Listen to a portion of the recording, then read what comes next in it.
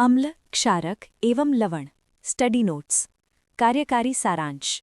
ये नोट्स अम्ल, क्षारक और लवण की प्रकृति, गुणधर्मों और अनुप्रयोगों का एक व्यापक संश्लेषण प्रस्तुत करता है।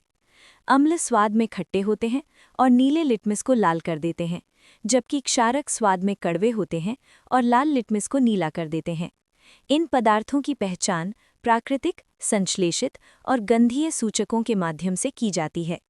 रासायनिक रूप से अम्ल धातुओं के साथ अभिक्रिया कर हाइड्रोजन गैस उत्पन्न करते हैं और धातु कार्बोनेट के साथ कार्बन डाइऑक्साइड गैस उत्पन्न करते हैं।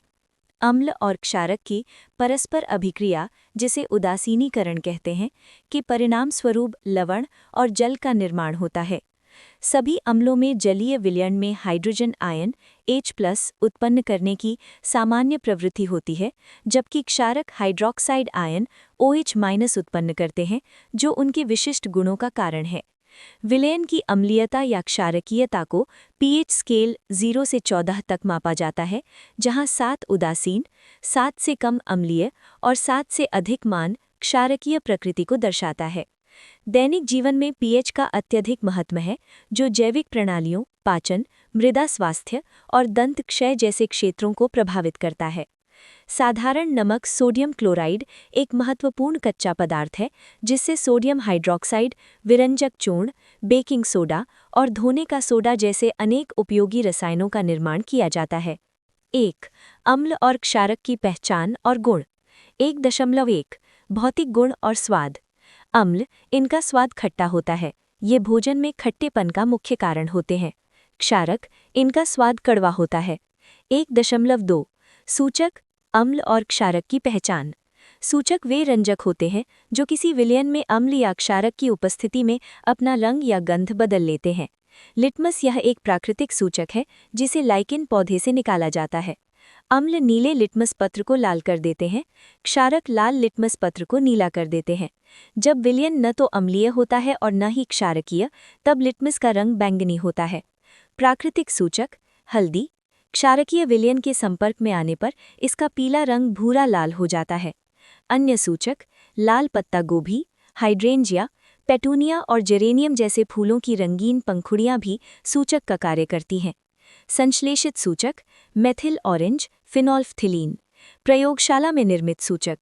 गंधीय सूचक, इन पदार्थों की गंध अम्लीय या क्षारकीय माध्यम में बदल जाती है।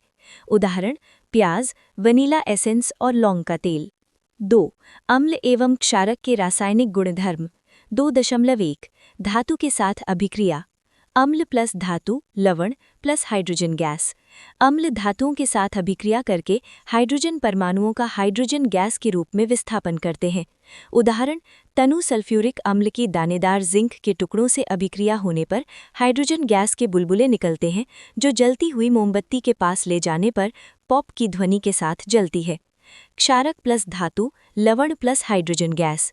कुछ क्षारक भी धातुओं से अभिक्रिया कर हाइड्रोजन गैस बनाते हैं, जैसे सोडियम हाइड्रोक्साइड की जिंक के साथ अभिक्रिया से सोडियम जिंकेट Na2ZnO2 और हाइड्रोजन गैस बनती है।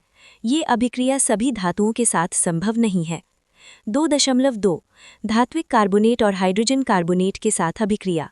अम्ल प्लस धातु कार्बोनेट या हाइड्रोजन कार्बोनेट प्लस लवण प्लस कार्बन डाइऑक्साइड प्लस जल। सभी धातु कार्बोनेट और हाइड्रोजन कार्बोनेट अम्ल के साथ अभिक्रिया कर संगत लवण, कार्बन डाइऑक्साइड और जल बनाते हैं। उत्पन्न CO2 गैस को चूने के पानी, कैल्शियम हाइड्रोक्साइड में प्रवाहित करने पर यह दूधिया हो जाता है, क्योंकि इससे श्वेत अवक्षेप कैल्शियम कार्बोनेट CaCO3 बनता है।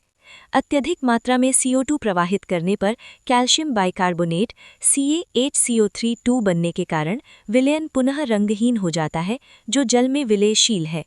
2.3 परस्पर अभिक्रिया, उदासीनीकरण। अम्ल प्लस क्षारक, लवण प्लस जल।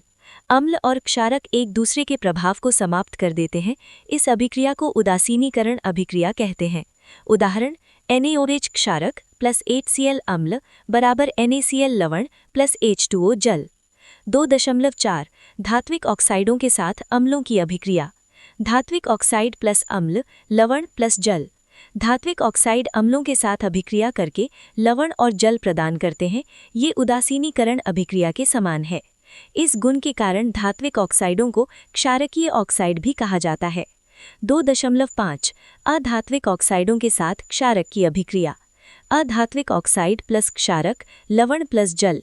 ये अभिक्रिया भी अम्ल क्षारक अभिक्रिया के समान है, जिससे ये निष्कर्ष निकलता है कि अधात्विक ऑक्साइड अम्लीय प्रकृति के होते हैं। उदाहरण CO2 अधात्विक ऑक्साइड प्लस CaOH2 क्षारक बराबर CaCO3 लवण प्लस H2O जल। 3 अम्ल और क्षारकों में समानताएं। 3.1 जलीय विलयन में आयनों का उत्पादन। सभी अम्ल जलीय विलयन में हाइड्रोजन आयन H+ उत्पन्न करते हैं। ये आयन स्वतंत्र रूप से नहीं रह सकते और जल के अणुओं के साथ मिलकर हाइड्रोनियम आयन H3O+ बनाते हैं। अम्लों के अम्लीय गुणधर्म इन्हीं आयनों के कारण होते हैं। क्षारक सभी क्षारक जलीय विलयन में हाइड्रोक्साइड आयन OH- उत्पन्न करते हैं।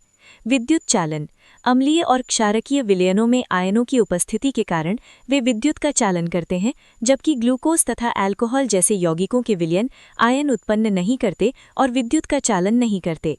2.2 तनुकरण और ऊष्माक्षेपी प्रक्रिया। जल में अम्ल या क्षारक के घुलने की प्रक्रिया अत्यंत ऊष्माक्षेपी होती है, जिसमें अत्यधिक ऊष्मा उत्पन्न होती है।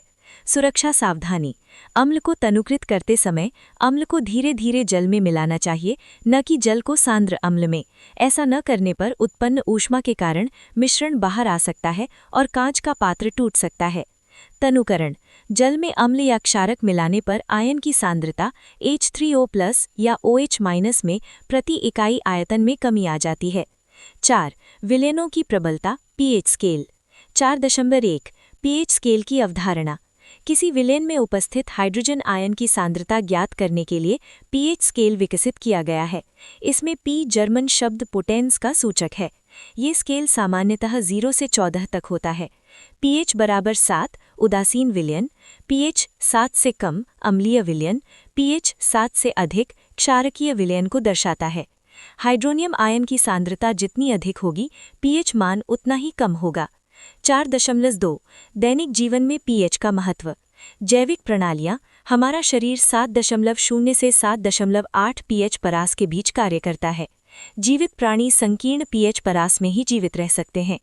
अम्लीय वर्षा जब वर्षा के जल का pH मान 5.6 से कम हो जाता है तो वो अम्लीय वर्षा कहलाती है, जो नदियों के जल जीवन को प्रभावित करती है। मृदा का pH पौधों की अच्छी उपज के लिए एक विशिष्ट pH परास की आवश्यकता होती है। पाचन तंत्र हमारा उदर हाइड्रोक्लोरिक अम्ल उत्पन्न करता है।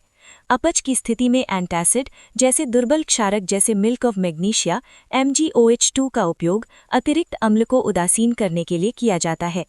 दंत क्षय मुंह का pH मान 5.5 से कम होने पर दांतों का क्षय प्रारंभ हो जाता है। क्षारकीय दंत मंजन का उपयोग करके अम्ल की अधिकता को उदासीन किया जा सकता है। पशुओं और पौधों द्वारा आत्मरक्षा मधुमक्खी का डंक एक अम्ल छोड़ता है, जबकि नेटल पौधे का डंक मेथेनोइक अम्ल होता है, जिससे जलन और दर्द होता है। बेकिंग सोडा जैसे दुर्बल क्षारक का उपयोग राहत प्रदान करता है। 5 लवण निर्माण गुणधर्म और उपयोग।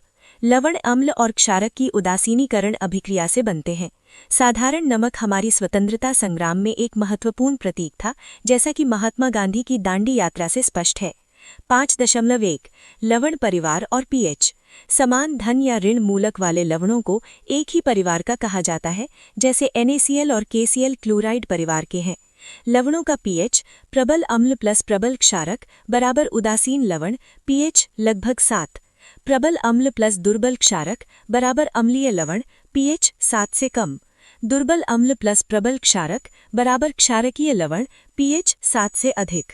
5.2 साधारण नमक से प्राप्त रसायन।